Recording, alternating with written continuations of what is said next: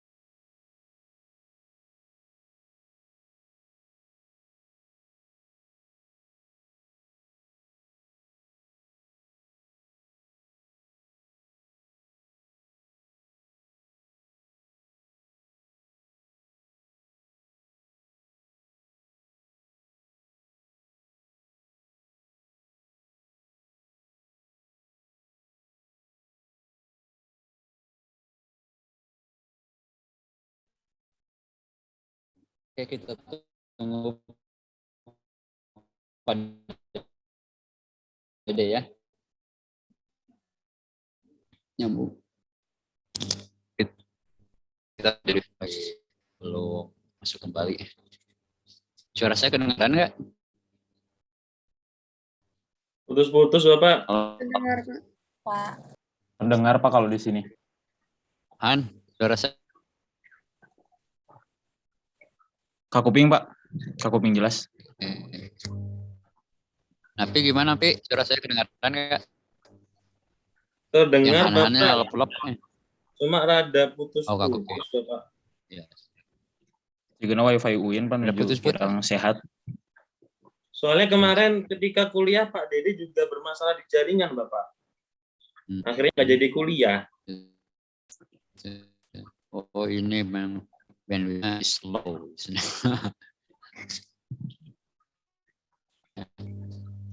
Terus olahraga dulu ini biar jaringannya jadi strength.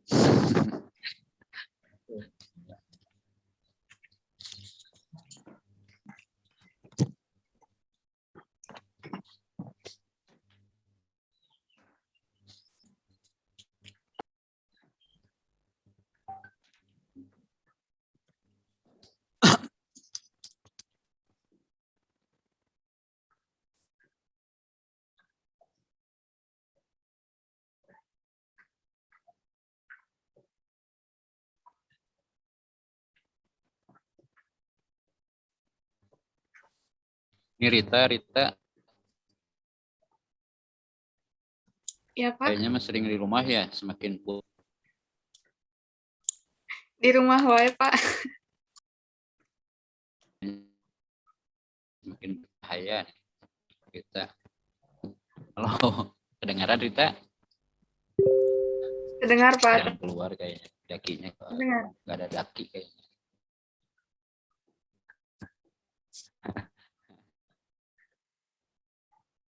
Dengar. Aduh, plek. Nih suaranya gimana?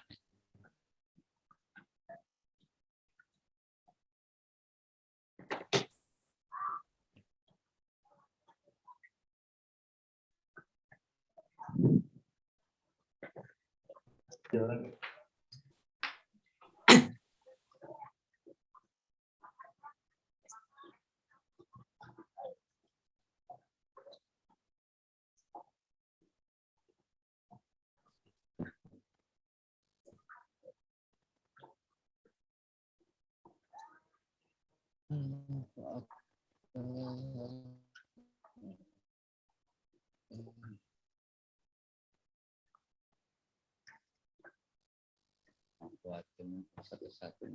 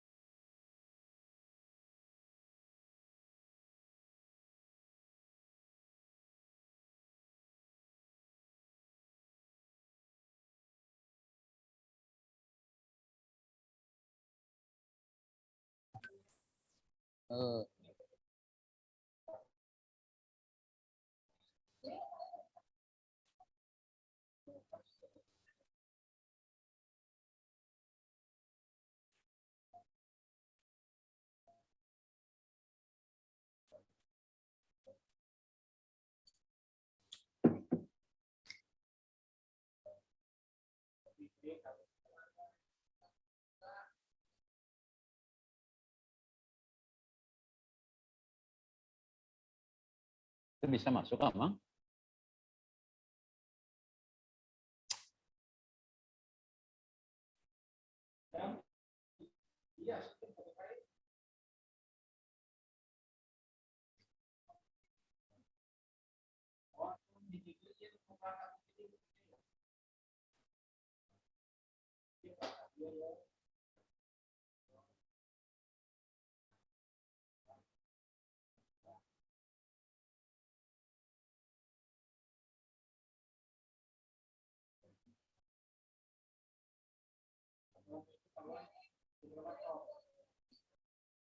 Keluarkan heula laptop atau berenang.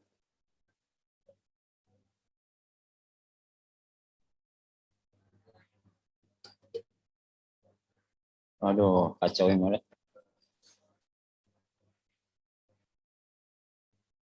Mau itu tuh. Mulai welahnya, Mang.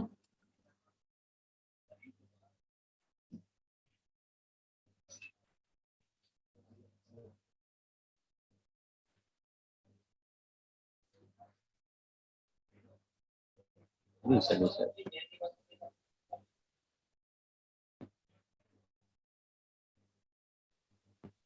Loading Pak, suaranya Pak.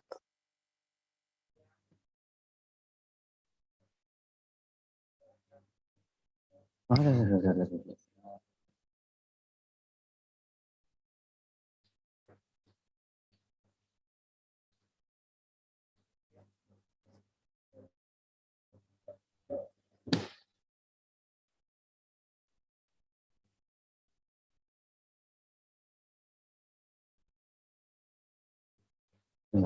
itu?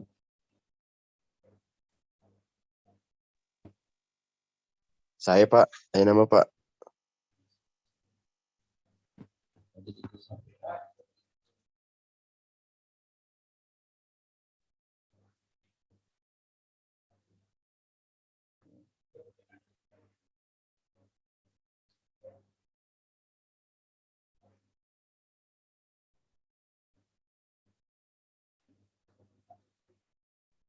Hmm?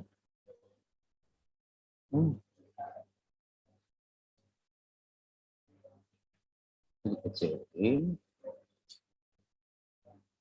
Itu slide masuk nggak? Saya Pak Dodi. Masuk, Pak. Masuk Pak. Ada, Pak. Ada.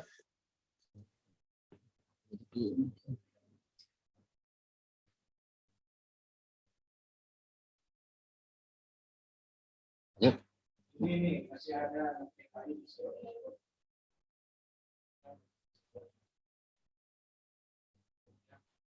Ini banyak anak PKI masih di ruang umum nih, belum masuk ke ruang khusus.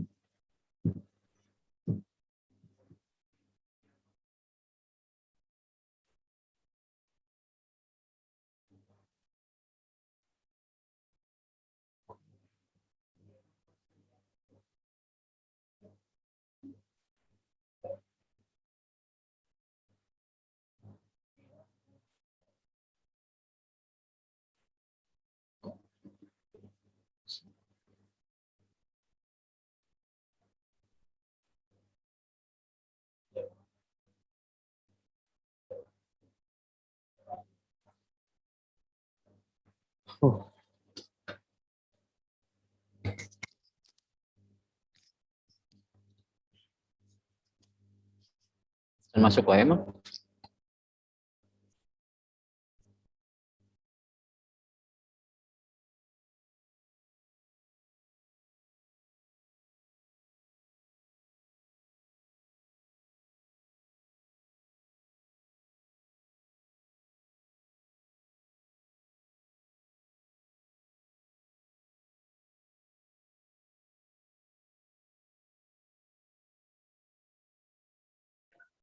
Pak, mohon maaf. Apa? Ini kan kebetulan waktu tetap berjalan ya Pak, dan beberapa mahasiswa juga ada jadwal kuliah. Bagusnya bagaimana ya Pak? Sambil jalan. Udahlah, sambil jalan ya, Mak. Ya. Oke, sambil jalan aja, nggak apa-apa. Assalamualaikum warahmatullahi wabarakatuh. Waalaikumsalam warahmatullahi wabarakatuh. Dan wasyukurillah, salatan wassalaman ala rasulillah wa ala alihi wa sahbihi wa man tabi'ahu bi ihsan ila yaumil qiyamah, amma ba'd. Alhamdulillah pada hari ini kita bertemu di dunia maya. Mudah-mudahan semua ya dari kita dalam keadaan sehat walafiat, dan kalau di antara kita ada yang sakit, ya mudah-mudahan Allah Subhanahu wa taala mengangkat sakitnya dan kemudian menyembuhkan pada sedia kalanya. Sehingga orang yang sakit dari rekan kita itu kembali bisa beraktivitas. Nah, rekan-rekan sekalian, ya pada jadwal hari ini ya kita memang sudah diberikan pos waktu ya, slot waktu oleh fakultas untuk berkenalan ya berkaitan dengan PPM ya, praktek profesi mahasiswa bimbingan konseling Islam. Nah, tadi ada sedikit trouble ya dari Pak Dede, sampai sekarang memang Pak Dede nggak bisa masuk ke room ya, room yang ini sudah dibagi ya oleh fakultasnya. Nah, rekan-rekan sekalian, ya sambil nunggu Pak Dede, kita lanjut saja. Kalau memang waktu tadi kata rekan kita Han ya, itu masih banyak mahasiswa yang sekarang sudah mau punya jadwal dengan dosennya masing-masing. Oke, rekan-rekan sekalian, menurut pandangan saya batasan PPM ya itu tidak harus kemudian kita jawab uraikan kembali ya. Ini batas PPM ya. Karena tadi memang sudah sudah diuraikan ya oleh Pak Dekan secara gamblang ketika dalam pembukaan dengan fakultasnya. Tapi intinya rekan-rekan sekalian, dari apa yang disampaikan oleh Pak Dekan bahwa PPM ini harus dilaksanakan oleh kita merupakan sebagai syarat ya, syarat utama ya, dalam mengikuti jenjang akademis ya selanjutnya, baik itu kompre ya, kemudian munakosah sebagai akhir dari pertanggungjawaban kita sebagai seorang mahasiswa yang akan menyelesaikan studi S1. Keduanya, praktek profesi ini juga ya apa yang disampaikan oleh Pak Dekan bagian dari implementasi dari teori-teori yang sudah kita kaji, yang sudah kita diskusikan ya. Dan kemudian kita akan mencoba untuk turun ya, ke lapangan ya, beberapa pos yang sudah dijadikan fokus ya bagi praktek profesi mahasiswa jurusan bimbingan konseling Islam, sehingga memang persoalan kesenjangan antara dasain dan dasolon itu tidak ada ya. Jadi artinya kesenjangan antara teori yang kita pelajari dengan fakta-fakta yang ada di lapangan itu dimungkinkan memang tidak akan ada, karena teori yang kita kaji itu bisa kita implementasikan di lapangan ya. Ini harapan dari praktek profesi ya kepada rekan-rekan mahasiswa. Jadi kita ingin mengimplementasikan pengetahuan teoretik ya atau pengetahuan aplikatif yang sudah kita kaji, kita pelajari, dan kemudian kita turunkan pada dunia di kerja di lapangan ya, dunia kerja di lapangan yang memang kita harus memperlihatkan keahlian kita sebagai seorang bimbingan, sebagai seorang pembimbing ya, dan konselor Islam. Ketiganya memang praktek profesi ini adalah pembelajaran ya, pembelajaran dalam meningkatkan kompetensi kita sebagai seorang mahasiswa. Artinya begini, jadi memang tidak cukup di bangku kuliah, tidak cukup kemudian di kajian-kajian, di forum-forum diskusi ya, tetapi kita butuh memang turun ke lapangan untuk melihat beberapa ilmu-ilmu ya yang secara empiris sudah dipraktekkan di lapangan, dan itu akan meningkatkan kompetensi kita ya sebagai calon lulusan ya jurusan bimbingan konseling Islam, sekaligus juga memang ketika ke lapangan kita mengenal tentang dunia kerja ya, dunia kerja di lapangan. Oke, ya kita lanjut dari batasan ke tujuan ya. Tujuan PPM ya tadi juga sudah sama oleh Pak Dekan ya, adalah sebagai sarana latihan atau uji coba mempraktekkan keahlian kita di masyarakat atau di dunia kerja. Nanti kita lihat fokus ya masyarakat dan fokus dunia kerja atau lembaga kerja itu untuk bimbingan konseling Islam di mana aja. Tapi intinya tadi sarana latihan dan uji coba. Jadi kalau sarana pelatihan dan uji coba, rekan-rekan memang harus melatih diri, harus menguji diri ya. Konon kabarnya orang yang memang dia punya kekuatan pikiran, kekuatan mental, bahkan kekuatan untuk ya, menangkap peluang-peluang ya, di lapangan sosial adalah mereka yang selalu melakukan pelatihan dan melakukan pengujian. Di dalam beberapa teori, ya termasuk juga teori yang dikembangkan oleh konseling positif, ya itu ada teori tentang the law of exercise, ya. Jadi the law of exercise itu adalah bahwa seorang itu bisa menjadi memahami, seorang itu bisa mengetahui, seorang itu kemudian bisa menjadi bisa, gitu ya, menjadi bisa kalau memang dia masuk pada hukum-hukum pelatihan. Hukum-hukum pelatihan. Nah, hukum-hukum pelatihan ini memang adalah sesuatu yang sudah ada di masyarakat, sesuatu yang ada di lembaga-lembaga yang dibuat oleh masyarakat, dan kemudian kita memang masuk pada uji pelatihan di tempat-tempat mereka. Ya, kita mencoba untuk menguji, ya, kompetensi kita di tempat-tempat mereka.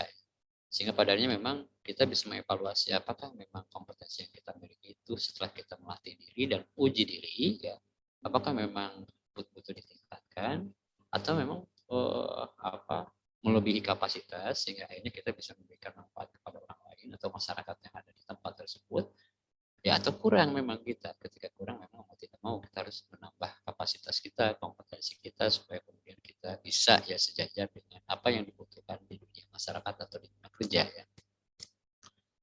Nah, kemudian rekan-rekan sekalian, tujuan dari PPM ini yang keduanya adalah sebagai sarana penelusuran. Penelusuran itu dalam konteks penelitian ada pengamatan, ada kajian, termasuk juga penelitian itu sendiri. Jadi artinya tujuan PPM itu adalah melakukan penelusuran. Nah, tadi sudah disebutkan oleh Pak Dekan, ya, hasil PPM atau temuan-temuan PPM itu bisa dilanjutkan menjadi salah satu data-data penelitian untuk menyelesaikan studi S1.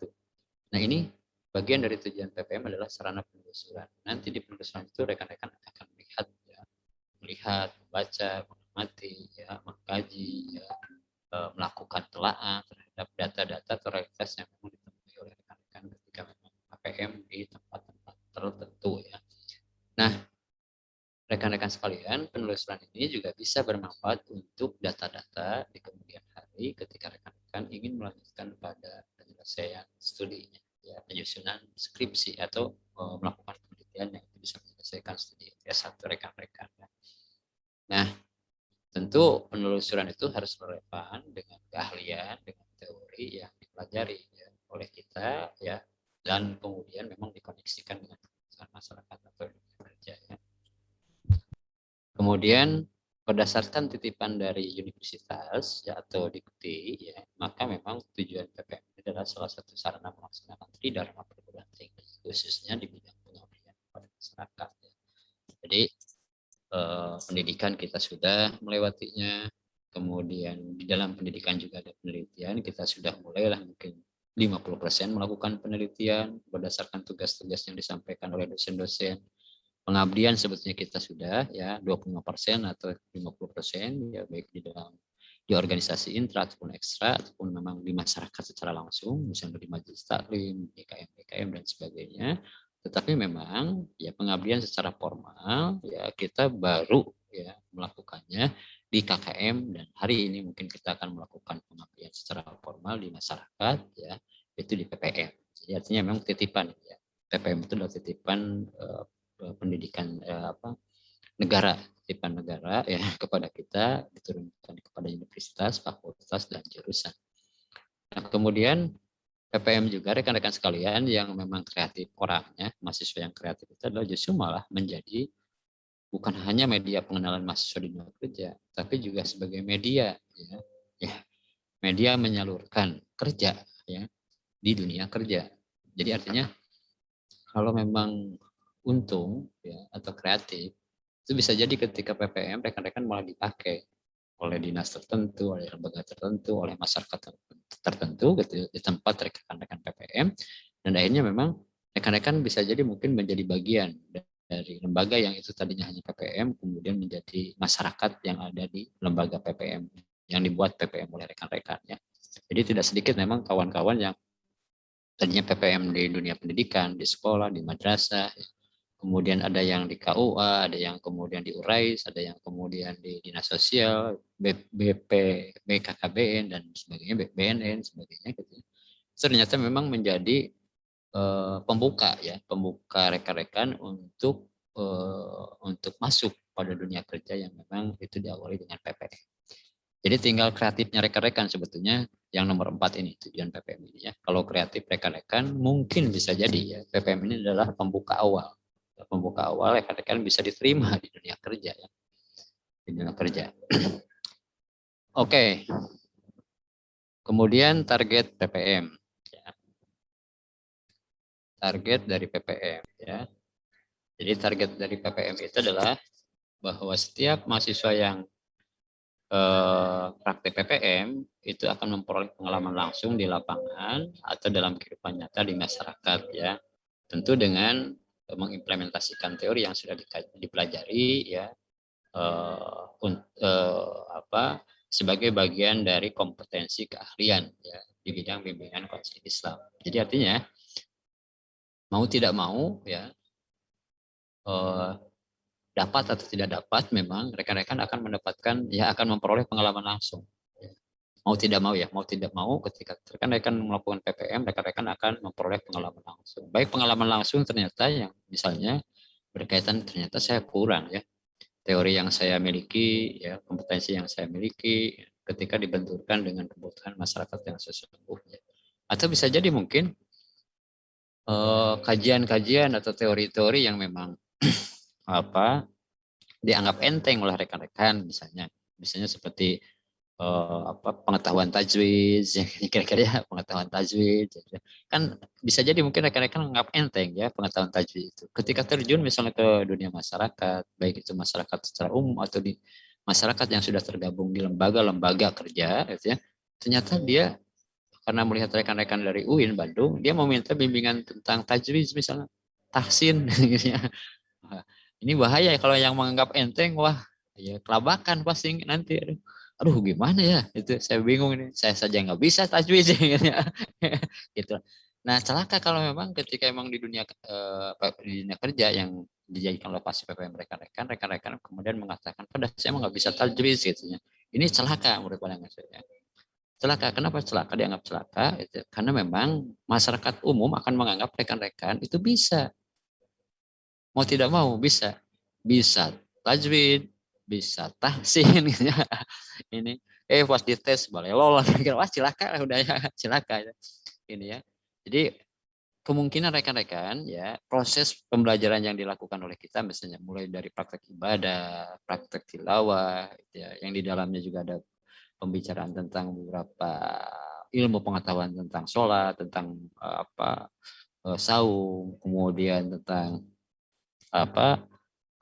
sholat jenazah dan sebagainya, kemudian di tilawah ya ada pengetahuan tentang tajwid, cara tahsin atau bacaan Al-Quran yang lancar ya, dan tepat gitu. Itu mungkin bisa jadi akan bertemu nanti di masyarakat dengan pertanyaan masyarakat, boleh nggak saya diajari? Ya. Misalnya ada Hanan misalnya PPM-nya di KUA ya di penyuluhan agama. Penyuluhan agama kemudian punya jadwal-jadwal di majelis taklim ya. Ketika di majelis taklim kemudian ada yang bertanya, saya bertanya ya, sebetulnya sholat kita yang benar itu seperti apa sih? Berarti praktek ibadah itu bakal ingat, oh iya pentingnya praktek ibadah itu ternyata gitu ya. Baru terasa ketika PPM kan. Kemudian ketika ada yang nanya, anak saya itu belum lancar baca Al-Quran ya, boleh nggak misalnya ngajarin ikro, kemudian dari ikro tajwidnya, dari tajwidnya kemudian tahsinnya, wah baru tilawah sebetulnya ini kira-kira begitu. Jadi artinya memang rekan-rekan sekalian ya bidang besarnya memang bimbingan konseling Islam, tetapi memang bisa jadi di tempat PPM rekan-rekan itu bakal banyak pertanyaan-pertanyaan atau permintaan-permintaan yang berkaitan dengan pengetahuan-pengetahuan yang dianggap remeh oleh kita. Ini ya, dianggap remeh oleh kita ya. Contoh misalnya di lapas ini rekan-rekannya, kalau ada yang di lapas nih, contoh di lapas rekan-rekan, ketika di lapas itu misalnya ya para penghuni lapas itu pasti misalnya meminta, bukan pasti lah, misalnya ada yang meminta, tolong sih saya bimbing untuk bisa membaca Al-Quran, ya, kan kayak gitu ya, gitu. Nah, bagaimana cara mendekati, bagaimana cara membimbing membaca Al-Quran bagi orang-orang lapas supaya kemudian memang bukan hanya bacaan saja, tetapi makin meningkatkan kualitas ketakwanya, kualitas keimanannya, kualitas ibadahnya ya bagi para penghuni lapas yang memang itu backgroundnya, latar belakangnya punya semacam punya pengalaman terhadap tindakan-tindakan kriminal dan kejahatan. Nah ini artinya rekan-rekan sekalian, ya di tempat PPM itu bisa jadi multi pengetahuan, walaupun basis ya pengetahuan dasarnya itu adalah bimbingan konseling Islam. Jadi jangan aneh nanti rekan-rekan kalau misalnya bertemu dengan persoalan-persoalan yang memang ini ternyata memang persoalan yang kecil-kecil, mata kuliah yang ternyata memang mata kuliah yang dianggap tidak penting, tidak nyambung dengan jurusan, misalnya tak hadis, tafsir, gitu, usul fikih, gitu, ulumul Quran, gitu. Jarang sih bertanya di masyarakat, pasti jarang bertanya tentang filsafat, gitu, kira-kira begitu. Yang ringan-ringan di masyarakat itu. Ya. Nah kemudian ya nanti juga target PPM itu ya termasuk juga nanti mahasiswa yang melakukan mahasiswa praktikan itu akan menemukan derajat relevansi antara teori dengan keahlian yang dipelajari selama ini di kelas dengan kebutuhan masyarakat dan kebutuhan dunia kerja. Jadi ada nggak relevansinya teori yang kita pelajari dengan kebutuhan masyarakat dan kebutuhan dunia kerja? Tentu relevansi teori yang kita pelajari itu adalah ada mata kuliah ya kompetensi dasar ya, mata kuliah kompetensi dasar yang isinya misalnya bahasa Indonesia, bahasa Inggris, kemudian PPKN, ilmu agama dasar, usul fikih, hadis, tafsir, gitu ya. Kemudian apalagi ya yang bahasa Arab, ya. Pokoknya yang mata kuliah kompetensi dasar, gitu ya. Itu satu. Ada nggak relevansinya dengan misalnya kebutuhan masyarakat dan dunia kerja? Mungkin bakal ada. Ya. Kemudian nanti apakah ada relevansi antara teori misalnya yang itu masuk pada mata kuliah kompetensi kefakultasan misalnya ilmu dakwah, ya, kemudian sosiologi dakwah, psikologi dakwah, filsafat dakwah dan sebagainya. Ada nggak kira-kira ya relevansi teori ya mata kuliah kefakultasan? Nah kemudian masuk ke mata kuliah kompetensi jurusan, misalnya ada warois, ada bimbingan mental, ada bimbingan karir, bimbingan pendidikan, dan lain-lain lah kira-kira begitu. Anda nggak misalnya. Nah, ini yang kemudian rekan-rekan akan menemukan derajat relevansinya. Kalau ternyata derajat relevansinya itu rendah, ternyata banyaknya di mata kuliah kompetensi dasar, itu bukan berarti kesimpulannya oh tidak penting mata kuliah yang kemudian berbobot jurusan itu ya, core jurusan itu. Berarti kalau begitu di masyarakat yang dibutuhkan adalah mata kuliah ya dasar dan isi ya pesan-pesan mata kuliah dasar dan pesan-pesan yang ada dalam mata kuliah kefakultasan. Sedangkan bidang yang menjadi core jurusan itu adalah sebagai bagian dari teknik, bagian dari strategi atau desain untuk bisa menguatkan pesan-pesan yang dibutuhkan oleh masyarakat di dalam mata kuliah dasar dan mata kuliah kefakultasan. Ya. Jadi cara mendekati, cara membangun hubungan komunikasi, ya, cara kemudian berempati, cara kemudian membimbing, itu adalah mata kuliah core jurusan. Nah kemudian ya yang ketiganya ya perlu yakin memang mahasiswa praktikan itu akan memperoleh pengetahuan empirik. Ya. Pengetahuan empirik itu adalah pengetahuan yang langsung oleh rekan-rekan dialami di lapangan. Ya. Baik itu memang ketika susahnya memberikan solusi, ya, susahnya membuat desain, susahnya kemudian berkomunikasi dengan orang-orang yang ada di tempat praktikan, gitu ya. Kendalanya dari orang-orang dari sekitar ya, lokasi yang itu menjadi lokasi praktikan, gitu ya. Misalnya ternyata ada penerimaan yang kurang. Ya. Kita mungkin akan berpikir nih bagaimana penerimaan yang kurang ini kemudian menjadi penerimaan yang penuh ya, yang all out lah ya, yang penuh sehingga menjadi support bagi terlaksananya PPM yang efektif dan memang bermanfaat gitu ya. Itu bisa jadi mungkin ada praktikan yang bertemu dengan kasus-kasus seperti itu dan itu adalah akan melahirkan akan memperoleh praktikan itu pengetahuan empirik ya, pengetahuan empirik bagaimana cara menyelesaikan gitu ya penerimaan yang kurang ya. Pengetahuan empirik bagaimana kemudian membuat konsep-konsep misalnya tentang bimbingan Al-Qur'an ya, tentang bimbingan agama yang mungkin selama ini ya teorinya tidak terlalu kuat, tetapi rekan-rekan dipaksa ya untuk ya bisa membuat konsep-konsep tersebut. Nah, kemudian yang keempatnya, mahasiswa itu akan memperoleh gambaran tentang orientasi karir atau ya orientasi dunia kerja yang akan diikuti. Itu rekan-rekan bisa jadi ketika PPM itu akan menemukan, oh ini moodnya saya di sini, ya. Moodnya ada di sini, ya. Moodnya ada di sini, ya. Oke. Oke. Kemudian yang kelimanya juga adalah mahasiswa praktikan itu akan menemukan peluang ya, bagi penyaluran keahliannya kelak di dunia kerja, sama dengan 45 ya.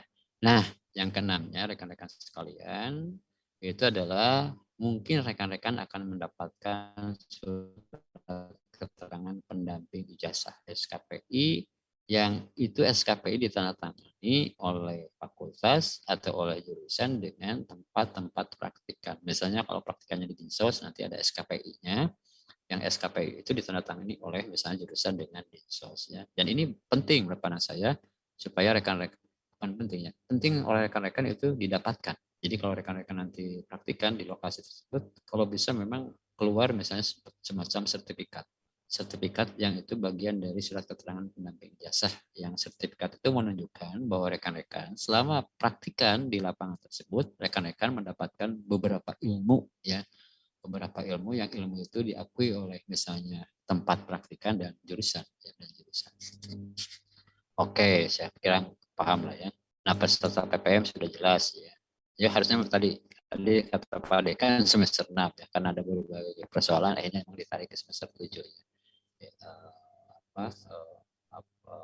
Pesertanya ya. Tapi tadi sudah dikasih oleh Pak Dekan. Kemudian yang ini fokus PPM.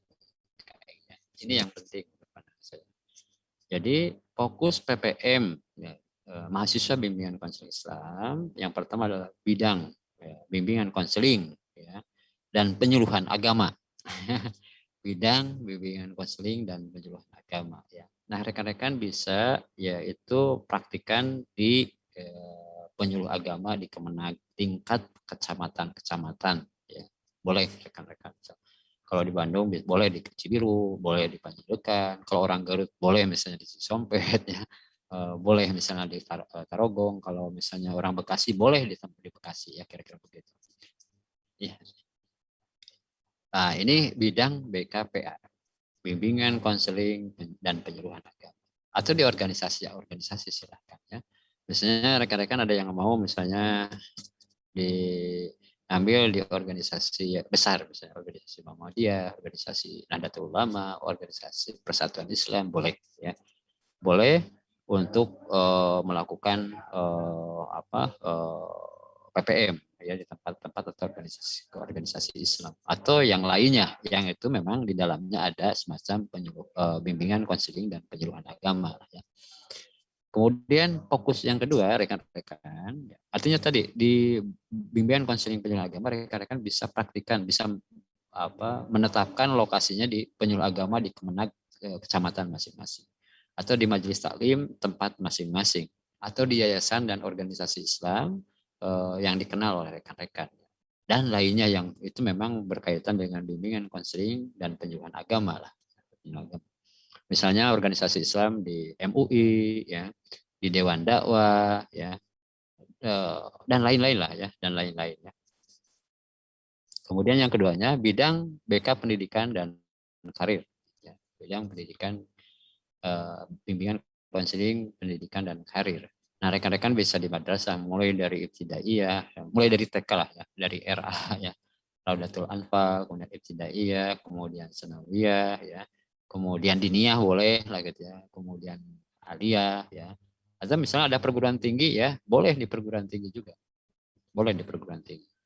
Misalnya rekan-rekan akan PPM di perguruan tinggi, kalau orang Garut di Uniga misalnya. Kalau orang ada orang yang memang backgroundnya misalnya dulu pesantrennya di Muhammadiyah boleh misalnya nanti di perguruan tinggi yang dikelola oleh Muhammadiyah atau yang background pendidiknya di Nahdlatul Ulama boleh misalnya PPM di perguruan tinggi yang itu dikelola oleh Nahdlatul Ulama misalnya Sainu ya dan sebagainya supaya memang kalau memang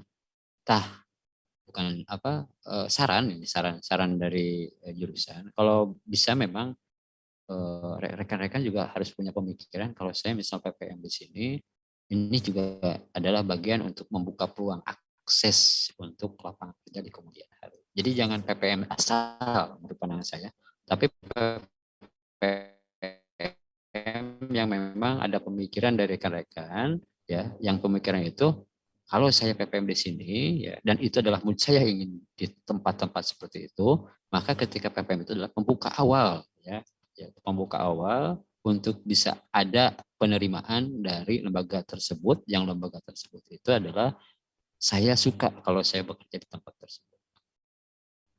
Jadi PPM-nya PPM yang serius menurut pandangan saya. Kalau begitu, karena emang orientasinya sudah orientasi ke depan rekan-rekan. Nah, kemudian di sekolah umum boleh, ya, di misalnya baik sekolah negeri ataupun sekolah swasta, ya. Misalnya mau di STE, mau di SMA negeri, mau kemudian di SMA swasta, itu boleh. Rekan-rekan di pesantren boleh, di pesantren, ya. Ini masuk pada bidang BK Pendidikan dan Karir.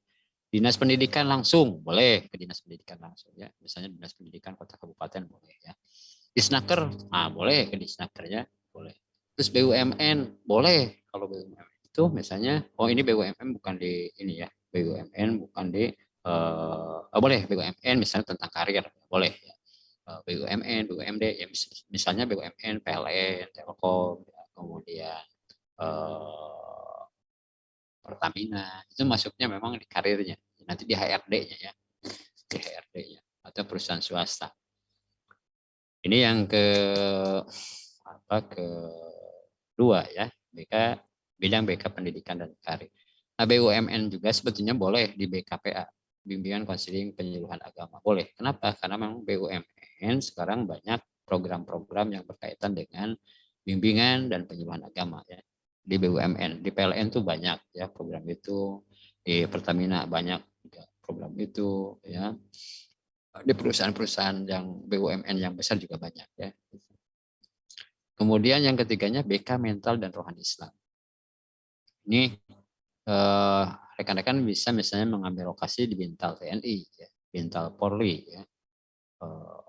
Yang senangnya misalnya ke TNI, ya, lebih baik paksakan, ya, masuk di Bintal, ya, di Bintal TNI atau Polri, ya. Kenapa? Karena itu juga mungkin bisa jadi selama kita PPM, ya, para katakan misalnya Polda, masuk di Polda atau di kepolisian daerah, gitu, ya, kabupaten kota, itu bisa jadi penilaian mereka. Kalau ternyata memang kitanya kompeten, ya bisa jadi mungkin kita akan dipromosikan, terus bisa mengabdi di tempat tersebut, walaupun mungkin prosesnya lewat honorer dan sebagainya. Jadi pilih misalnya yang mungkin lah ini BK Mental dan Rohani Islam. Kemudian di lapas, ya.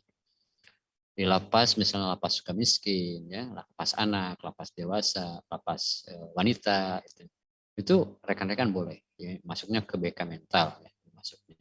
Dan rekan-rekan sekalian, di lapas ini ada yang memang kawan-kawan senior rekan-rekan yang dulunya PPM di lapas, tapi kemudian pada akhirnya memang diberikan jadwal selama-lamanya, ya. Setelah beres PPM tuh malah dikasih jadwal selama-lamanya. Ada di angkatan berapa tuh, ya? 2000 berapa, ya, 2017 itu 2000 berapa, ya, itu ada, ya. Nah, di Bintal TNI ada, ya, alumni kita, di Polri juga ada, ya, alumni kita, ya, yang itu memang di Bintalnya, ya. Di lapas sekarang memang banyak rekan-rekan alumni yang tadinya memang PPM tapi kemudian punya jadwal rutin di mereka.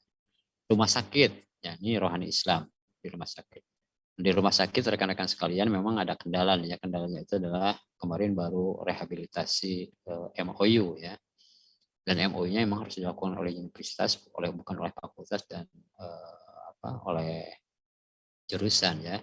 Nah, untuk RSUD Bandung memang rada kesulitan sekarang. Tapi kalau RSUD yang daerah-daerah Sumedang, Garut, ya, atau tempat-tempat yang misalnya bukan di kota Bandung, itu mungkin bisa jadi rumah sakit bisa menerima, ya. Dulu waktu ada yang ke Garut dan ke Sumedang, walaupun tidak ada MOU dulu itu, ya, tapi ternyata bisa diterima di daerah-daerah. Tapi kalau Kota Bandung kemarin itu memang susahnya karena memang MOU-nya sudah habis, baru kemarin kemudian memang mau direhabilitasi oleh universitas ya, oleh UIN ya, oleh UIN, karena memang fakultas dengan jurusan tidak bisa merehabilitasi untuk kebijakan hari ini ya.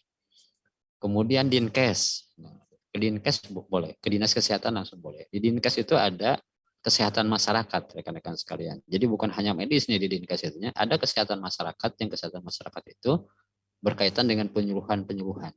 Jadi rekan-rekan itu bisa masuk ya PPM di Dinkes ya.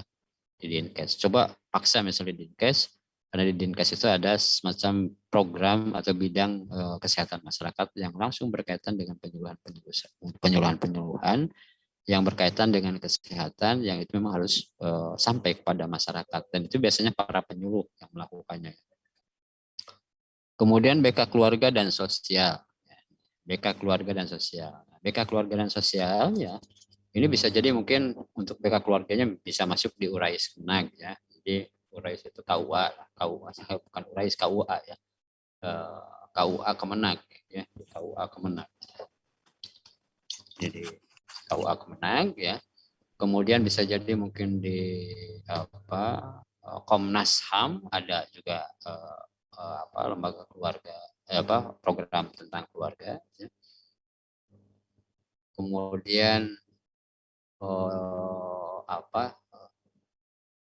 di PAUD ya, tim PAUDI itu bisa juga masuk ya BK keluarga, atau memang di lembaga-lembaga swasta yang memang selalu mengadakan tentang acara-acara parenting ya, program parenting ya.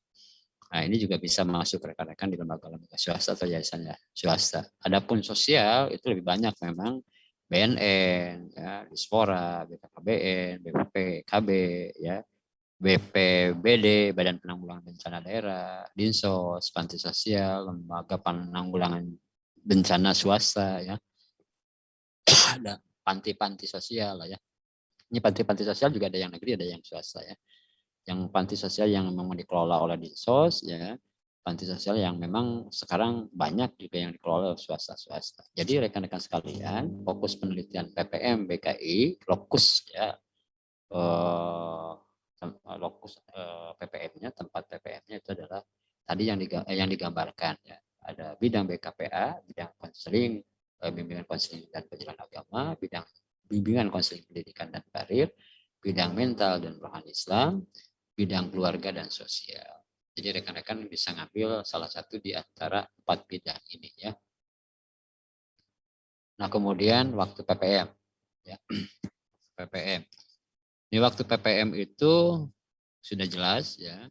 Orientasi kemarin sudah 29 September, orientasi peserta ya rekan-rekan ya sekarang 30 September. Penyusunan desain terhitung mulai tanggal 1 sampai 5 Oktober ya. Desain PPM.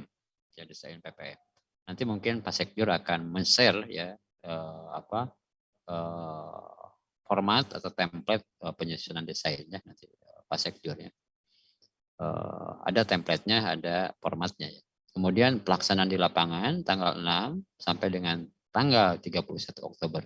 Nah, artinya rekan-rekan sekalian mulai dari tanggal 30 sekarang besok ya, tanggal 1 sampai tanggal 4 tanggal 5 rekan-rekan bisa berkonsultasi dengan pembimbing PPM, dengan pembimbing PPM ya.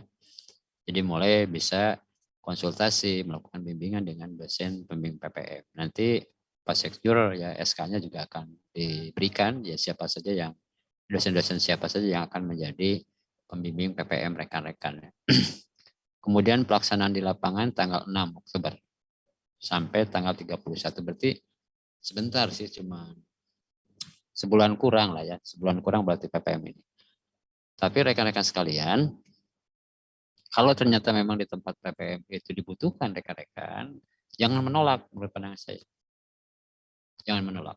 Justru malah ketika dibutuhkan ya di tempat PPM tersebut, ya kemudian mereka meminta, itu adalah salah satu peluang bagi rekan-rekan menurut pandangan saya. Suksesnya PPM itu adalah justru malah ditawari untuk terus ya melakukan PPM di tempat tersebut ya suksesnya. Walaupun bisa jadi penyelesaian waktu PPM berdasarkan jadwal akademik itu tanggal 31 Oktober ya. Tapi ternyata mereka meminta terus memperpanjang atau terus misalnya meminta rekan-rekan terus di sana untuk membantu mereka. Rekan-rekan jangan nolak, rekan-rekan. Jadi ada peribahasa, ada prinsip dari saya itu, ya, dari saya lah sebagai orang yang pernah punya pengalaman hidup lah, gitu ya.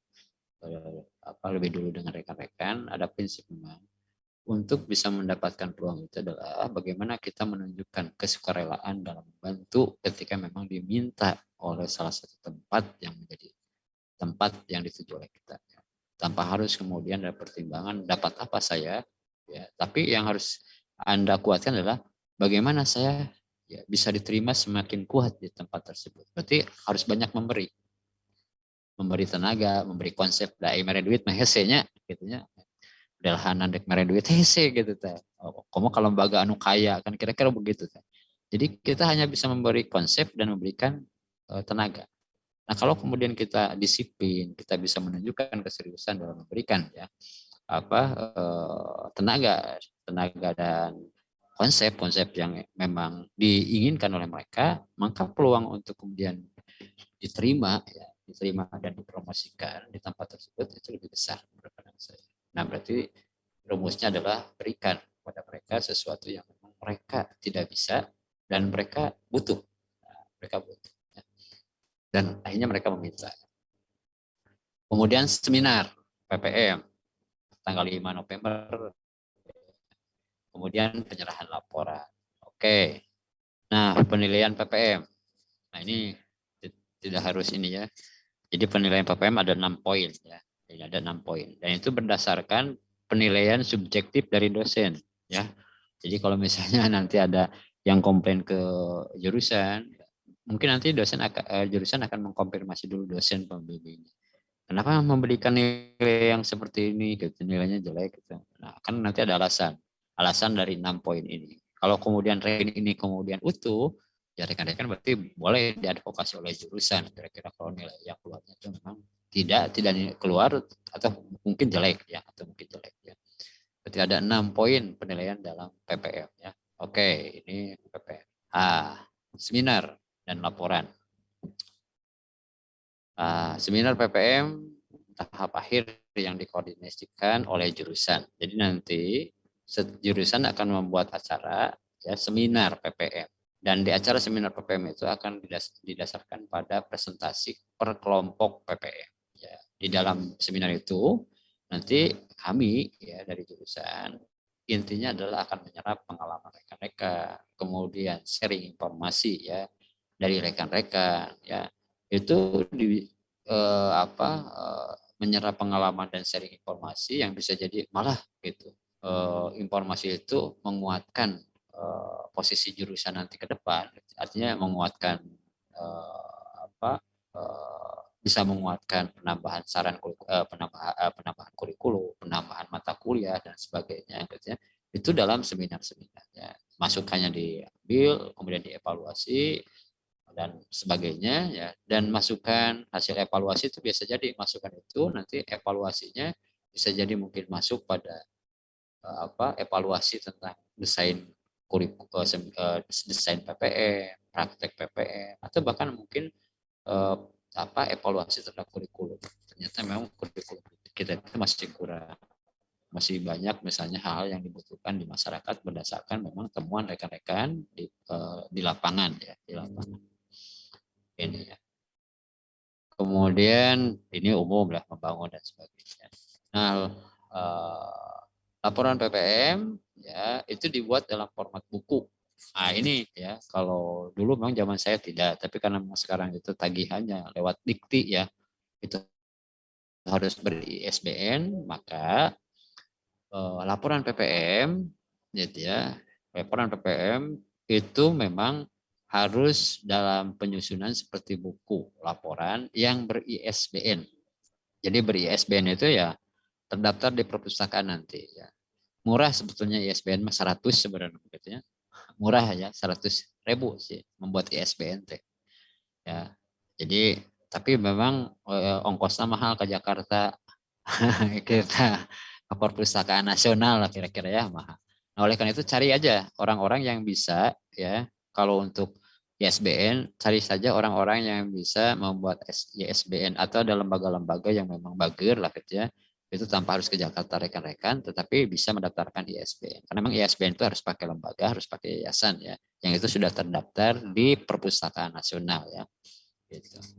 Oke, jadi laporan itu disusun berdasarkan buku laporan dan kemudian memang ada ISBN-nya dilaporkan ya dibuat ISBN-nya ke Perpustakaan Nasional. Nah, Perpustakaan Nasional nanti bisa carilah orang yang bisa membuat ISBN ke Perpustakaan Nasional dengan biaya yang murah lah, dengan biaya murah. Jadi maksimal lagi 100 lah kira-kira begitu maksimal. Bukan maksimal, minimumnya 100 ya. Ada 100.000 memang. Nah, kemudian laporan di-upload ke ya, ini, repository UIN sudah ke Dijilib ya, ke Dijilib. Jadi hasil laporan apalagi sudah ISBN langsung Anda datang ke UIN Bandung, ke Perpustakaan Bandung, kemudian minta diuploadkan ya, ke Dijilib ya UIN Sunan Jati Bandung. Atau kalau rekan-rekan punya akun tersendiri sudah bisa masuk ke Dijilib, rekan-rekan bisa kemudian menguploadkan sendiri ya. Oke. Inti informasi yang disampaikan Ketua Kelompok PPM ya. Pertama adalah program PPM dan program PPM yang sudah direncanakan, kemudian realisasi program, inti yang dilaporkan. Jadi program PPM yang akan direncanakan, realisasi program di lapangan, respon masyarakat terhadap kegiatan PPM, hambatan utama yang ditemukan dan strategi solusi hambatan yang ditemukan tempat PPM, saran dan masukan kepada jurusan untuk peningkatan kualitas penyelenggaraan PPM, respon peserta seminar jurusan pembimbing mahasiswa terhadap laporan para ketua kelompok PPM, dan perumusan rekomendasi hasil PPM. Oke, manfaat ya ISBN ya. Manfaat ISBN itu ini ya, jadi kalau di ISBN kan kemudian diupload di Dijilib, rekan-rekan tulisan rekan-rekan ya, tulisan laporan PPM rekan-rekan itu bisa kemudian menjadi sitasi. Jadi artinya rekan-rekan, nama rekan-rekan disitasi oleh orang lain ya. Dijadikan rujukan nanti di tulisan-tulisan orang lain. Ini proses penyusunan laporan dan ISBN. Laporan ditulis oleh mahasiswa, laporan diserahkan kepada dosen pembimbing untuk proses editing. Setelah selesai diedit dan disetujui oleh dosen pembimbing, mahasiswa mengajukan permohonan ISBN kepada jurusan atau nah bisa mungkin kepada saya ya, kepada Pak Dede nanti ya, proses ISBN-nya.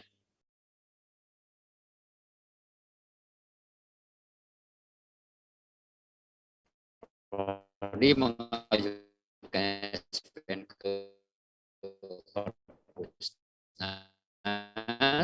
Prodi menerima ISBN dari Perpusnas, Prodi menyerahkan siswa sebanyak 5 eksar laporan ke Dijilib UIN dalam bentuk PDF. Ya. Nah, ini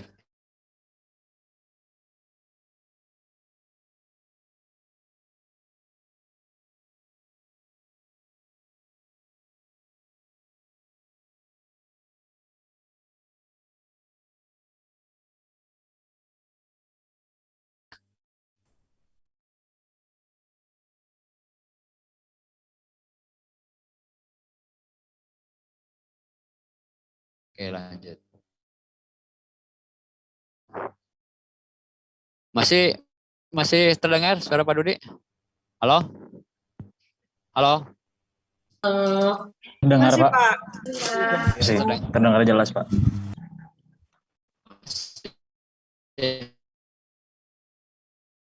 Oke. Baruan.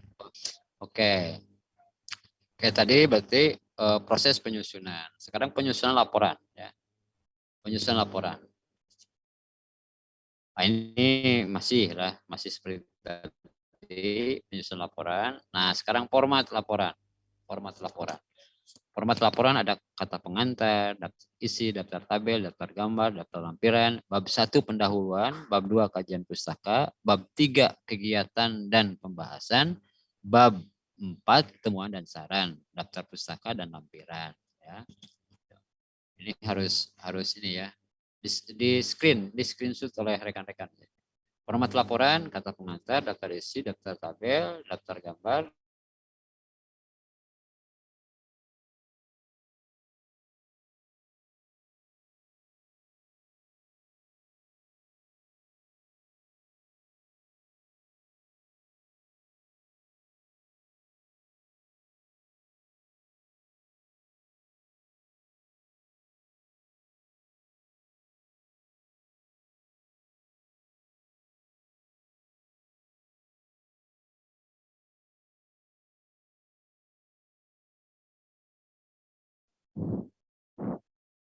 Aduh ya Allah, ya Rabbi, kacau. Sudah ada lagi Han, Pak Dudi? Ada Pak, sudah ada. Oh sudah ada. Oke, nih bab 1 nih. Bab 1 adalah mendeskripsi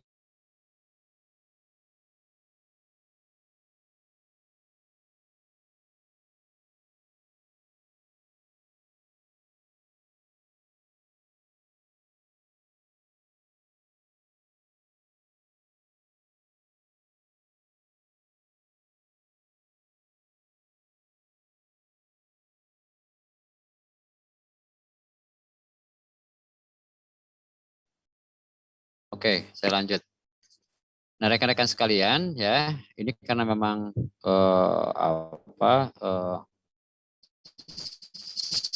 sinyalnya memang tidak stabil, ya, khawatir nanti malah jadi masuk keluar padudinya. Nanti akan Pak Dudi share aja ini apa slide-nya ya, akan share slide-nya.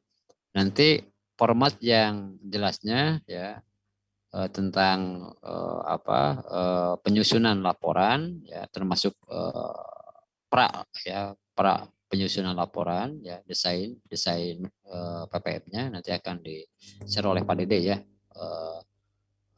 jelasnya. Tapi intinya memang di akhir ini adalah berkaitan dengan bab 1.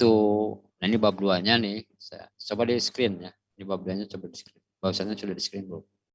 Waktu nanti di-share sama Pak Dudi ya. Di-share aja. Di grup nanti BKI Info ya. Kajian pustaka, kemudian bab 3-nya kegiatan dan pembahasan ya. Nah, bab 4 saran ya. Bab 4 saran. Nah, ini terakhir sekian dan terima kasih. Silakan, mungkin ada yang mau bertanya. Silakan. Rehan Pak. Ya, silakan. Mau bertanya. Bismillahirrahmanirrahim. Sebelumnya terima kasih ya buat Bapak dan juga jajaran yang telah memaparkan tentang proses PPM kita juga, sama tadi mungkin ngasih clue-clue kita bisa masuk ke kor mana saja dan ke instansi mana saja.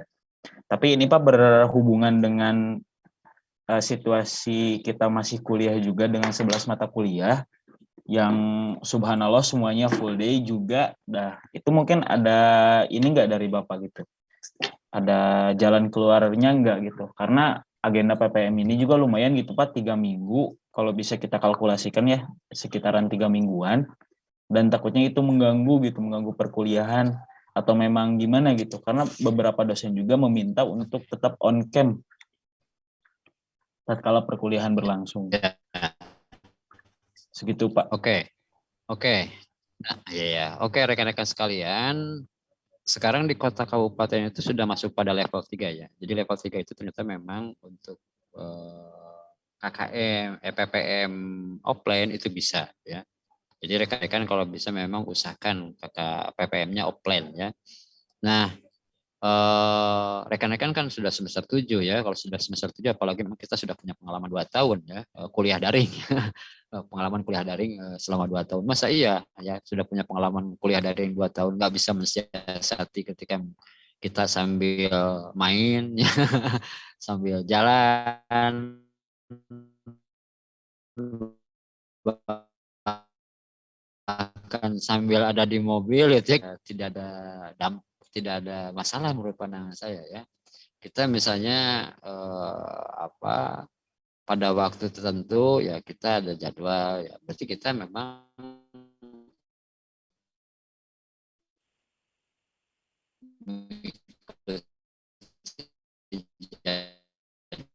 jadwal kuliah daring ya yang sedang PPM sebab mungkin saja di tempat mudah kemudian kita misalnya punya kuotanya. Kenapa mudah punya kuota? Bisa jadi sekarang di tempat-tempat lokasi kayak PPM itu sudah sudah siap WiFi-nya. Jadi hampir seluruhnya sudah terpasang kecuali memang di kampung pisan ya. Kecuali kalau di kampung pisan memang ini PPM-nya ya. Tapi kalau di kota-kota sekarang hampir semuanya sudah ada WiFi ya. Sekelas penyuluh agama di kantor kecamatan ya itu sudah full WiFi sudah full WiFi. Jadi artinya kalau sudah full WiFi artinya kita PPM ya kita juga kemudian bisa sebetulnya melaksanakan proses perkuliahan yang memang untuk akhir semester sekarang itu memang berat ya. Nanti di kawan-kawan semester 1 mungkin ada pengurangan ya, karena memang ada penyusutan mata kuliah yang umum ya, yang berbobot bukan berbobot yang masuk pada mata kuliah kompetensi dasar dan mata kuliah penunjang ya. Jadi banyaknya nanti mata kuliah core jurusan ya, dan mata kuliah yang lain banyak yang digabungkan ya, dipersempit. Untuk semester sekarang memang masih banyak ya untuk angkatan rekan-rekan. Tetapi menurut pandangan saya karena kita sudah 2 tahun lah punya pengalaman daring, masa ya kita tidak bisa mensiasati lah kira-kira ya. Pak Dudi aja sambil main dengan anak-anak masih bisa ngajar ya kira-kira gitu. Tapi memang artinya bukan berarti artinya gini ya. Kalaupun dipaksakan Pak Dudi ketika sedang main dengan anak-anak masih bisa ngajar, tapi memang Pak Dudi menghindari untuk ngajar sambil ngasuh anak lah kira-kira begitu. Itu masih kecuali kalau anaknya lucu ya, itu pasti saya suruh untuk ikut selfie ya, ke selfie di Zoom atau di Jimit ya kalau lucu. Tapi kalau nggak lucu kan ngeselin mahasiswa nantinya kira-kira begitu ya, ngeselin mahasiswa. Jadi artinya ya menurut pandangan saya masih bisa disiasati lah ya. Adapun kalau misal terpaksa suatu ketika ya, kita ada jadwal kuliah tetapi kemudian ternyata memang pada saat ketika itu di tempat PPM kita tidak bisa, ya maka minta izin aja kepada dosen. Minta izin aja. Sebab dosen juga jadi dosen pembimbing kan semuanya, masa nggak ngerti ya dosen pembimbing kalau memang susah ya. Tapi kalau kemudian minta izin sampai 3 minggu memang susah juga ya.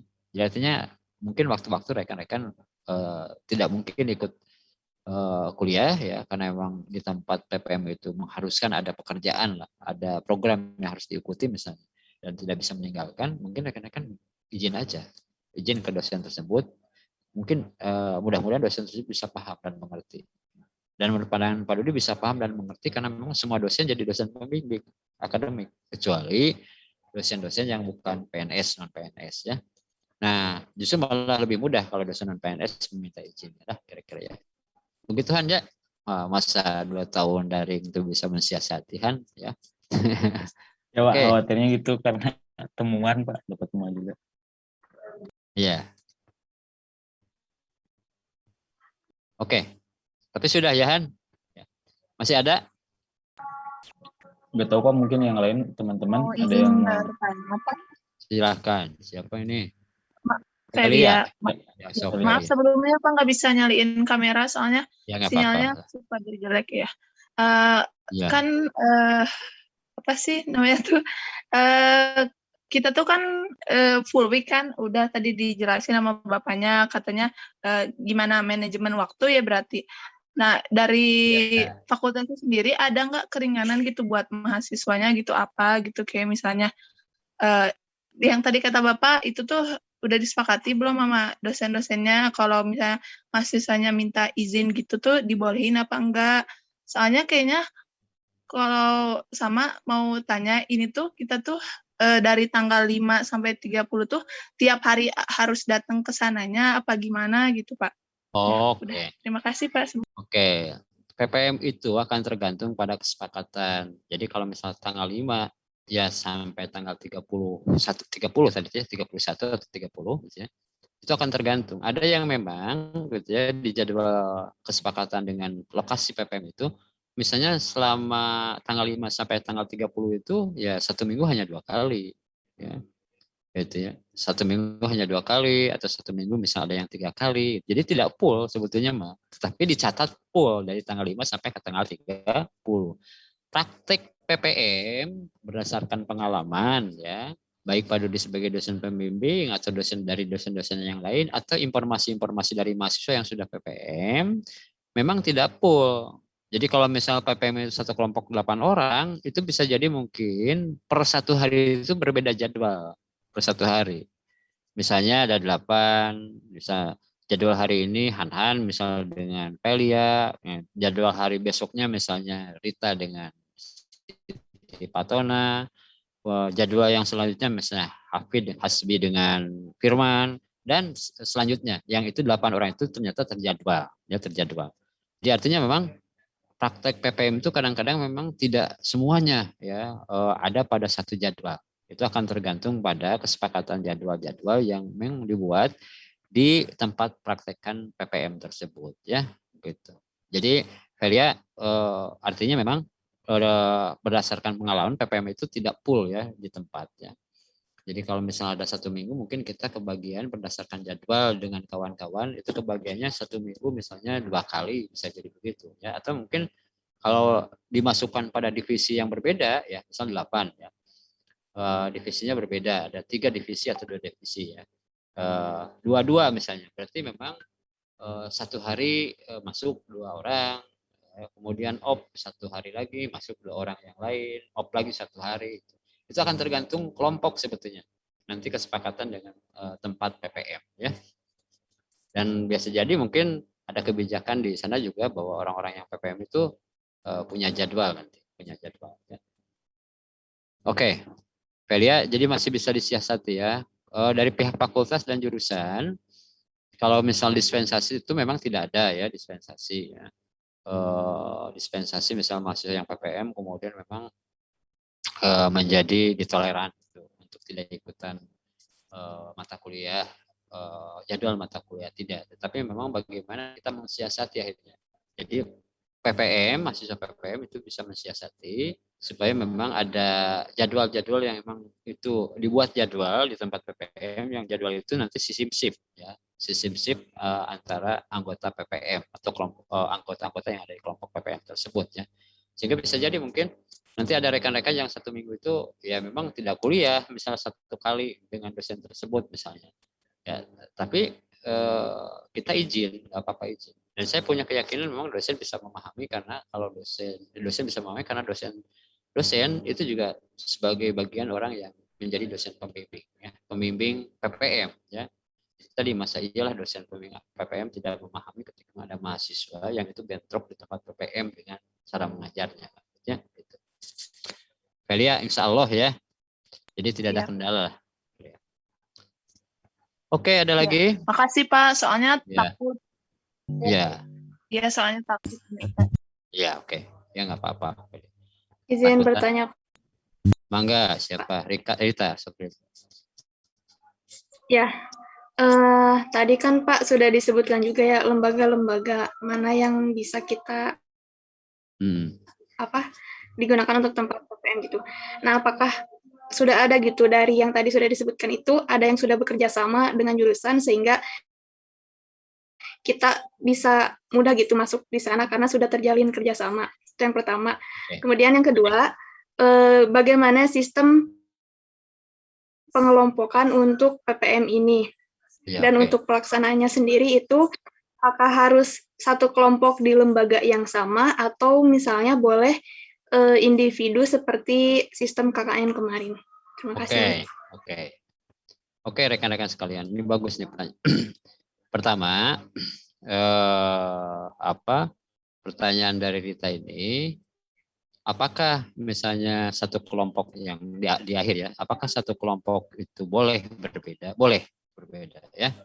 Jadi boleh berbeda. Satu kelompok itu boleh berbeda pengambilan lokasi, dan itu kebolehannya harus dikonsultasikan dengan dosen pembimbing ya, dengan dosen pembimbing. Tetapi intinya dalam situasi yang seperti ini mungkin bisa jadi di Bekasi itu berbeda dengan di Kota Bandung. Kota Bandung misal berbeda di Garut ya. Jadi artinya bisa jadi bahwa ketika misalnya kebanyakan kelompok PPM itu ada di daerah, misalnya daerah terdekat misal Kota Bandung, ternyata di Kota Bandung itu nggak bisa ya semuanya gitu. Ada kelompoknya, satu kelompok itu ternyata ada di Bekasi ya, anggota kelompoknya, atau ada yang di Sumedang. Nah bisa jadi yang Bekasi itu ngambil di Bekasi, yang kemudian di Sumedang ngambil di Sumedang. Tapi intinya lokasi yang kemudian itu dijadikan bidikan PPM adalah yang sesuai dengan apa yang disampaikan tadi oleh Pak Dudi ya. Misalnya kalau bisa memang jangan di tempat ecek-ecek lah ya, kalau bisa ya. Di tempat ecek-ecek misalnya di tingkat RT lah kira-kira begitu kalau bisa ya. Jadi harus mulai ya naiklah ke tingkat kabupaten atau kota lah kira-kira begitu ya. Kalaupun mau di Majelis Taklim, ngambilnya Majelis Taklim Masjid Agung lah, kira-kira begitu ya. Masjid Agung. Ini ya. Jadi artinya boleh Rid, bahwa setiap kelompok itu berbeda. Tetapi perbedaan itu harus dikonsultasikan kepada pembimbing PPM-nya. Keduanya bagaimana cara pengelompokan? Cara pengelompokannya ya Rid, itu diserahkan ke fakultas. Ya, jadi jurusan memang tidak tahu. Ya, dulu kalau masa offline memang jurusan yang mengajukan berdasarkan ajuan anak-anak mahasiswa. Ya, misalnya mahasiswa ada yang datang dulu itu 1 bulan sebelum PPM, itu bahkan mungkin 1 bulan lebih sebelum PPM, kita ngasih tahu kepada kawan-kawan mahasiswa, silahkan kalau mau membuat kelompok masing-masing di lokasi yang sudah ditentukan dan disepakati oleh kelompok masing-masing. Datang ke jurusan, tulis kelompok-kelompoknya dan tempatnya. Misalnya Rita ada 8 orang nulis ke jurusan. Saya Rita misalnya 1 sampai ke 8 orang, kemudian lokasinya di rumah sakit. Nah, kelompok itu yang mengajukan nanti terkumpul pas waktu mau pembuatan SK nanti diserahkan ke fakultas. Ini dari BKI, kawan-kawan mahasiswa sudah mengelompokkan diri dengan lokasi masing-masing. Tapi dosen pembimbingnya tetap dikasihkan oleh fakultas. Kita hanya mengajukan kelompok yang itu memang dibuat oleh mahasiswa sendiri yang itu diajukan kepada jurusan. Nah, karena memang sistemnya sekarang lagi kondisi begini, jadi memang kemarin tidak dibuka oleh jurusan. Ya, tidak dibuka, misalnya silahkan anak-anak bersama rekan-rekan, anak-anak sudah pada dewasa ya ini. Rekan-rekan silahkan misalnya kompromi dengan rekan-rekan. Kalau mau kelompok misalnya dapat jurusan untuk kemudian diserahkan kepada fakultas untuk dibuat SK-nya dan diberikan dosen pembimbing. Nah, sekarang tidak. Jadi sekarang itu kelompok langsung dibuat oleh fakultas sekarang kelompok ya. Kemudian yang pertama apa pertanyaannya? Fit? Lupa lagi. Halo. Lembaga yang sudah bermitra dengan jurusan. Oh ya. Oke, lembaga-lembaga yang sudah bermitra dengan jurusan ya tadi sudah disebutkan ya hampir seluruhnya kita pernah bermitra dengan lembaga-lembaga yang tadi disebutkan, tetapi memang ada yang hampir habis semuanya MOU-nya ya. Jadi kesepakatan ya di atas kertasnya sudah hampir habis.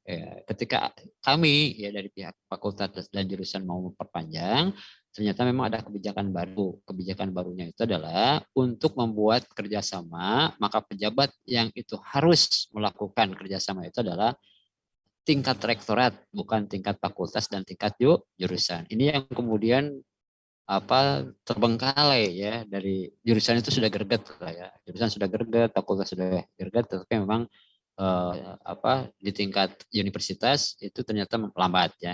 Nah, kemudian baru kemarin-kemarin ketika ada perubahan ya dari beberapa staf yang itu ada di bagian kerjasama, mereka baru datang kepada kami. Padahal kami dulu sudah mengajukan beberapa lembaga yang sudah biasa bermitra dengan kita, mohon ditindaklanjuti MOU-nya, kerjasamanya, karena kami perlu untuk penelitian, untuk pengabdian, termasuk di dalamnya PPM. Tapi ternyata memang sudah 4 kali mengajukan, hilang lagi ya keterangannya gitu ya, format yang diajukan format yang diajukan dari pihak jurusan. Tapi kemarin sudah datang kepada kami dan mereka akan menindaklanjuti konon kabarnya dengan mitra-mitra yang habis kerjasamanya. Tapi mudah-mudahan walaupun habis, ya masih bisa diterima. Dan saya melihat memang ternyata hasil PPM terakhir walaupun kemarin sudah habis sebetulnya PPM yang angkatan sebelumnya itu sudah habis, tapi mereka banyak yang diterima juga, mudah diterima. Ya, misalnya BKKBN, kemudian BNN, ya, BPKB, ya, kemudian Dinas Sosial, Dispora, ya, kemudian Disnaker, ya, apalagi lembaga-lembaga swasta, ya, lembaga-lembaga swasta, panti asuhan, ya, gitu ya. Kemudian panti rehabilitasi sosial yang ada di Batu Jajar, yang dikelola oleh Dinas Sosial, panti asuhan Jompo yang dikelola Dinas Sosial juga Pemprov itu masih menerima ternyata. Yang itu sudah menjadi mitra kami ya, mitra bimbingan konseling Islam. Termasuk rumah sakit ya, rumah sakit yang memang mitranya itu kuat awalnya adalah rumah sakit RSUD Kota Bandung ya, Al Ihsan gitu ya. Rumah sakit Al Ihsan ya. itu yang dua yang dijadikan sebagai tempat memang praktikan ya. Tetapi kemudian memang ada rekan-rekan yang ternyata memang ketika habis MOU di rumah sakit itu sulit memang kita masuk kalau MOU-nya sudah habis ya. Sama seperti kedokteran yang sudah habis nggak bisa ya. Nah, di MOU kita dengan rumah sakit biasanya berbayar. Jadi kita memang ketika MOU berbayar. Kemarin ketika masih bisa oleh fakultas kita berbayar kepada mereka. Baru kalau kemudian sudah MOU yang ada berbayar, baru anak-anak mahasiswa, kawan-kawan mahasiswa bisa ya PPM di tempat tersebut. Tetapi karena sudah habis kemarin dan tidak bisa ditindaklanjuti oleh jurusan dan fakultas, harus ditindaklanjuti oleh tingkat universitas, maka kami baru bisa mengajukan kemarin karena datang dari tingkat universitas untuk menindaklanjuti ya MOU jurusan dengan Rumah Sakit Kota Bandung dan Rumah Sakit Al Ihsan Kabupaten Bandung ya. Jadi kemungkinan memang rada sulit, tetapi di tempat-tempat di daerah-daerah kota kabupaten ternyata menerima. Di Sumedang, di Garut ya, di Tasik itu masih menerima. Dan rekan-rekan kalau misalnya rekan-rekan datang ke tempat-tempat rumah sakit, misalnya masuk ke Warois, rekan-rekan memang tidak akan dianggap aneh kalau dari jurusan BKI atau dari Fakultas Dakwah. Karena mereka lahir dari pelatihan dari Fakultas Dakwah dan jurusan bimbingan penyuluhan Islam dulu ya, bimbingan penyuluhan Islam. Sudah bimbingan konseling Islam kalau nggak salah. Jadi warois-warois yang ada di kota yang ada di Jawa Barat rumah sakit gitu ya, yang ada di Jawa Barat itu adalah hasil dari pelatihan-pelatihan yang dibuat oleh Fakultas Dakwah melalui jurusan bimbingan konseling Islam. Ya hasil latihan kemudian memang disebar ke rumah sakit, di rumah sakit kemudian akhirnya diterima dan kemudian diterima menjadi honorer ya, setelah lama menjadi honorer kemudian diangkat menjadi PNS. Jadi memang waris-waris yang di rumah sakit se-Jawa Barat itu kebanyakan hasil pelatihan dari Fakultas Dakwah melalui jurusan bimbingan konseling Islam ya. Jadi banyak sebetulnya yang MOU itu ya. Mudah-mudahan ya walaupun MOU-nya sudah habis, yang baru sekarang mau direhabilitasi oleh tingkat universitas itu masih menerima ya. Insya Allah masih menerima menurut pandangan Pak Dodi ya. Insya Allah. Begitu, Rit, ya. Gimana, Rita? Ya, terima kasih, Pak. Oke. Ada lagi? Izin bertanya, Pak. Oh, silahkan. Siapa ini yang izin bertanya? Oh, Hafiz. Hafiz, Pak. Perihal ini, Pak, waktu pelaksanaan, kan dari pas orientasi dari fakultas, mulai mendesain sama dosen pembimbing itu dari tanggal 1 sampai 5. Nah, kebetulan kemarin ada miskom perihal informasi buat pelaksanaan PPM, Pak. Dikira tuh nggak bakal bulan ini gitu, Pak, bulan Oktober. Nah, jadi perihal perizinan tempat belum coba survei lokasi. Nah, apabila ada kendala perihal pemberian izin PPM di lokasinya itu bagaimana, Pak? Oke. Terima kasih, Pak. Oke, ini rekan-rekan sekalian ya. Jadi kita harus di zaman masa Covid ini memang kita harus sedikit melakukan loncatan-loncatan alternatif ya, loncatan-loncatan alternatif. Jadi artinya memang kita tidak bisa misalnya menentukan hanya satu lokasi ya. Karena bisa jadi satu lokasi itu di lokasi itu memang dalam kondisi yang dalam kondisi status siaga COVID-nya level yang parah lah kira-kira ya, level yang parah. Jadi artinya memang nggak bisa kita memaksakan. Jadi kita harus punya alternatif lokasi yang lain yang kemudian memang di lokasi tersebut memang status COVID-nya rendah. Sebab memang kalau kita memaksakan di tempat yang status COVID-nya tinggi ya kita tidak akan diterima ya, tidak akan diterima, pasti akan ditolak lah kira-kira begitu, pasti akan ditolak. Jadi artinya memang kita harus punya loncatan-loncatan alternatif ya. Kalau misalnya loncatan-loncatan alternatif tidak ada maka kita akan terkendala dan kemudian kita hanya menyerah, ditolak. Nah, bisa jadi mungkin nanti kita ngambil yang memungkinkan yang memang bisa melanjutkan. Alternatif darurat itu bisa kemudian kita melakukan PPM. Seperti tadi intinya PPM itu adalah sebagai syarat untuk kita bisa melakukan munakosa, kompre dan munakosa. Jadi Hafid Artinya memang tidak boleh terpaku hanya pada satu tempat ya. Kalau di satu tempat ditolak, maka kemudian kita nyari tempat yang memungkinkan lagi. Nah, kalau darurat sekali, maka kita harus nyari alternatif yang pasti diterima, walaupun mungkin tidak ideal lah, walaupun tidak ideal ya menurut pandangan kita. Tapi minimal itu bisa memenuhi syarat komprehensif dan munakosyah, kira-kira begitu. Begitu Hafid ya. Memang pasti ada kendala sih. Memang ada kendala. Pak. Masalahnya ini Pak udah nanya ke beberapa kakak tingkat gitu Pak yang sama-sama di daerah Majalengka. Nah, ditakutkan lokasi buat tujuan PPM-nya itu emang belum pernah ada dari mahasiswa BKI gitu Pak. Nah, takutnya seperti itu Pak, perihal perizinannya. Kalau buat level COVID, alhamdulillah udah banyak yang level 2 Pak. Udah turun. Oke, rekan-rekan sekalian. Kalau kondisinya memang belum ada, justru malah menjadi bagus. Kita membuka lahan baru ya. Rekan-rekan membuka lahan baru untuk melakukan PPM ya. Dan menurut pandangan Pak Dudi memang beratnya itu adalah bagaimana kita menerangkan kepada lokasi atau misalnya yang punya kebijakan yang akan dijadikan tempat lokasi PPM itu adalah apa itu BKI ya, dan garapan apa saja BKI. Jadi artinya memang rekan-rekan harus mulai baca ketika masuk pada wilayah yang baru, belum pernah ada misalnya PPM dari senior-senior BKI, dari alumni BKI, maka rekan-rekan harus membawa semacam pencerahan kepada mereka, itu menerangkan ketika ditanya apa itu BKI, rekan-rekan harus menerangkan BKI itu ini, ranahnya ini, ya, gitu ya. Jadi kalau misalnya disebutkan ini BKI itu adalah jurusan yang konsen di bidang bimbingan konseling Islam, dan bimbingan konseling Islam ini ranah kajiannya adalah bimbingan konseling penyuluhan agama, bimbingan konseling penyuluhan agama adalah bla bla bla. Yang keduanya adalah di ranah bimbingan konseling pendidikan dan karir Islami, ranahnya ranahnya adalah bla bla bla. Kemudian di bimbingan konseling mental dan rohani Islam bla bla bla. Kemudian bimbingan konseling keluarga dan sosial ya bla bla bla. Jadi mereka harus dikasih pemahaman, ya, dikasih pemahaman sehingga berarti ada yang nyangkut di kami dan kami membutuhkan itu. Ya, dan memang rekan-rekan sekalian, jangankan misalnya rekan-rekan untuk bekerja sama saja gitu pada tempat atau instansi yang belum pernah memang BKI melakukan kerjasama, kita harus capek-capek menerangkan dulu tentang apa itu BKI, baru bisa kemudian menerima ya kerjasama dengan BKI. Baru mereka mau menerima BKI untuk melakukan kerjasama yang baik.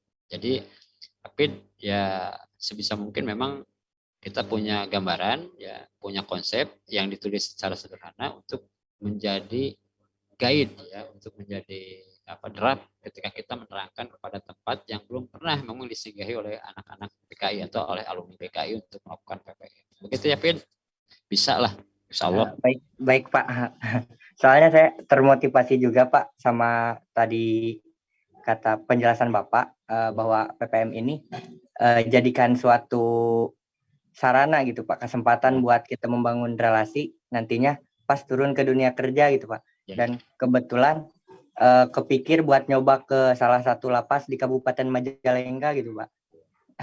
Siap ya. Terima kasih Pak. Udah nggak ada lagi. PDPT Pak Dodi yang boleh. Udah. Masih ada? Ya. Kalau sudah nggak ada berarti kita tutup ya. Kira-kira ditutup aja. Halo? Halo? Halo Pak. Ya. Mungkin satu lagi Pak dari Hanhan. Ya. Untuk tanggal pasti pembagian kelompoknya itu kapan ya Pak? Ya. Pastinya. Oke. Nah, pembagian tanggal kelompok itu nanti Pak Dede. Yang jelas itu pasti di bawah tanggal 5. Yang jelas pasti di bawah tanggal 5 yang jelas ya. Yang jelas pasti di bawah tanggal. Mudah-mudahan memang Senin sudah ada. Mudah-mudahan. Atau besok sudah ada mudah-mudahan ya. Mudah-mudahan besok sudah ada karena yang membagi kelompok itu adalah pihak fakultas bukan kami jurusan. Jadi kami juga pihak jurusan nanti akan mempertanyakan kalau bisa secepatnya gitu ya. Ya maksimalnya Senin ya. Minimalnya besok sudah ada ya. Sehingga memang Senin sudah berkoordinasi dengan dosen pembimbing masing-masing. Oke, Han. Begitu, Han. Baik, Pak. Terima kasih ya, Pak. Untuk PPT nanti diminta Pak, gak apa-apa? Iya, nanti PPT-nya dikirim nanti. Dikirim karena emang tidak ada grup ini kan? Ya, nggak ada grup, Pak. Nanti saya kirim ke Rita dengan saya kirim ke Hanan. Nanti bagikan ya. Oke. Oke, kalau begitu karena memang sudah ya dan waktunya sudah asar ya. Masing-masing mungkin nanti akan sholat ya tanpa harus jeda lagi, kemudian nanti setelah asar kita buka lagi ya. Insya Allah ya apa yang kemudian menjadi kajian hari ini ya itu bisa mudah-mudahan bisa bermanfaat bagi kita nanti di lapangan ya, termasuk oleh rekan-rekan, dan mudah-mudahan nanti hasil dari PPM rekan-rekan itu bisa menjadi sumbangsi besar bagi jurusan untuk memperbaiki apa-apa yang memang harus diperbaiki di tingkat jurusan, itu baik pelaksanaan PPM maupun ya revisi kurikulum ya yang dibutuhkan berdasarkan temuan rekan-rekan di lapangan ya. Akhirul kalam, mari kita baca sama-sama hamdalah dan doa akhir majelis ya. Alhamdulillahirabbil alamin. Subhanakallahumma wa bihamdika asyhadu an la ilaha illa anta astaghfiruka wa atubu ilaik. Terima kasih Bapak. Terima kasih Bapak. Assalamualaikum warahmatullahi wabarakatuh. Waalaikumsalam warahmatullahi wabarakatuh. Pak Dudi lab ya. Turun Pak. Ya, Turun, Pak. Ya, sama-sama.